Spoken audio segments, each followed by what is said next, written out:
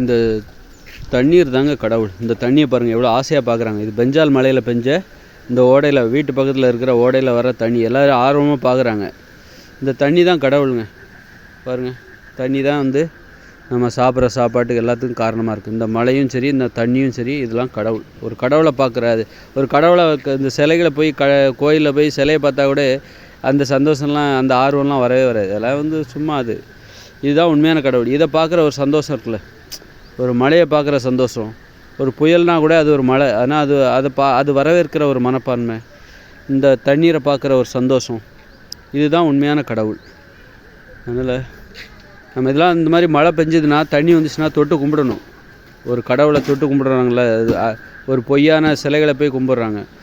அதுக்கு பதிலாக இந்த தண்ணீரை தொட்டு கும்பிடணும். அப்போ தான் இதுதான் உண்மையான கடவுள். நம்ம நினைக்கிறது ஓகே, ஆனால் நீ அதுக்கு என்ன பண்ணுற? நீ நினைக்கிறத எப்படி உண்மைன்னு நம்புறது? நீ தொட்டு கும்பிடணும். இந்த தண்ணீரை தொட்டு கும்பிடணும். மழை வரும்போது மழையை பார்த்து கையெடுத்து கும்பிடணும். அப்போ அதுதான் வந்து உண்மையான கடவுள் வழிபாடு. சூரியனை கும்பிடணும். அதுதான் உண்மையான கடவுள் வழிபாடு.